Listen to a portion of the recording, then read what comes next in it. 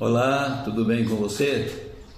Mais uma vez estou aqui para compartilhar com você, nesse caso em 4 partes, a mensagem que foi pregada na igreja no domingo passado. No domingo passado eu falei sobre a necessidade de nós vivermos uma vida de santificação, uma vida santa perante Deus.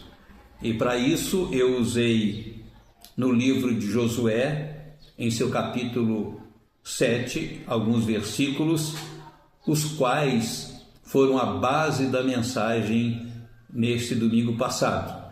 E eu quero ler para você aqui, Josué capítulo 7, versículo 1, 4 e 5 e versículo de número 11. Diz assim: prevaricaram os filhos de Israel nas coisas condenadas, porque Acã, filho de Carmi, filho de Zabdi, filho de Zera, da tribo de Judá, tomou das coisas condenadas. A ira do Senhor se acendeu contra os filhos de Israel. 4 e 5. Assim subiram para lá do povo uns 3.000 homens, os quais fugiram diante dos homens da cidade de Ai.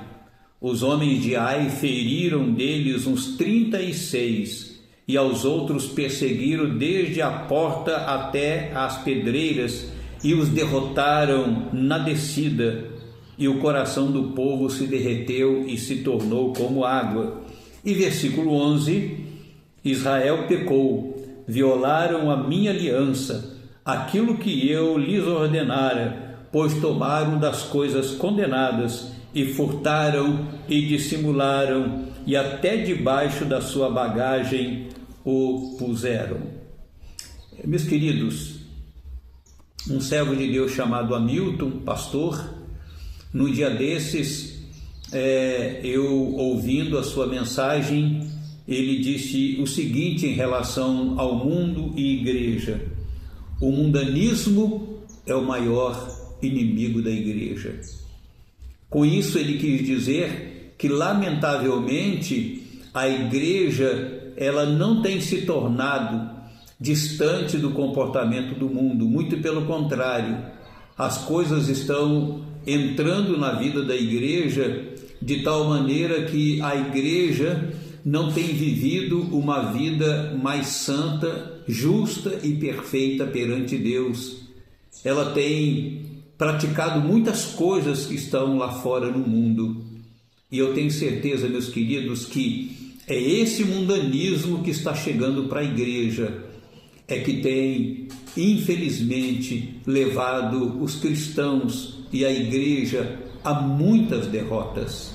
Nós lemos aqui na palavra de Deus, neste capítulo 7 do livro de Josué, esta mensagem interessante, porque a palavra de Deus nos mostra no versículo 1 que este Acã, ele pecou contra Deus, tomando das coisas que Deus tinha condenado, no sentido de que o povo de Israel não podia pegar. O pecado de Acã, ele foi atribuído a toda a tribo de Israel, que neste momento tinha pelo menos de 2 milhões a 3 milhões de pessoas. E diz aí o versículo de número 5, que Israel, na sua caminhada rumo à terra prometida, ele foi derrotado pelos homens da pequena cidade de Ai. Cerca de 36 deles morreram, e o povo ficou temeroso diante da grande derrota para a pequena cidade de Ai.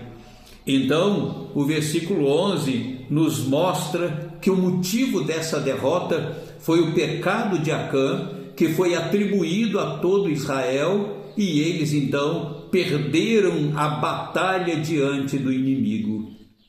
O que nós podemos dizer disso? Nós podemos dizer que quando na nossa vida existem pecados, nós também enfrentamos ou experimentamos muitas derrotas. E como povo de Deus, quando uma comunidade vive também em pecado, quando ela vive de maneira mundana, também Deus não abençoa a igreja como precisa abençoar. Assim como Israel foi derrotado por causa do pecado de Acã, que foi atribuído a toda a comunidade, nós, como comunidade de Deus, também podemos experimentar a derrota por causa do pecado dos irmãos que pertencem a essa comunidade. Por isso, a nossa mensagem naquele domingo e a nossa mensagem nesta semana tem este título: Onde há pecado, não há vitória. Onde há pecado, não há vitória. E isso nós podemos levar no sentido individual. Se a gente vive uma vida pecaminosa, nós não temos vitórias. Se nós, como comunidade, também não vivermos de acordo com a vontade de Deus, também nós não experimentamos vitórias, mas experimentamos derrota. E nesta semana nós vamos ver 3 coisas importantes que, em princípio, abençoariam a comunidade de Israel, mas que, infelizmente, não foram importantes e relevantes, porque o pecado estava na vida daquela comunidade de Israel, na vida do povo de Deus. Nós veremos 3 coisas que, ainda que existam na vida da igreja, contudo, essa igreja não é vitoriosa. Onde há pecado, não há vitória. Prepare-se para esta mensagem durante esta semana, até sexta-feira, se Deus assim nos permitir.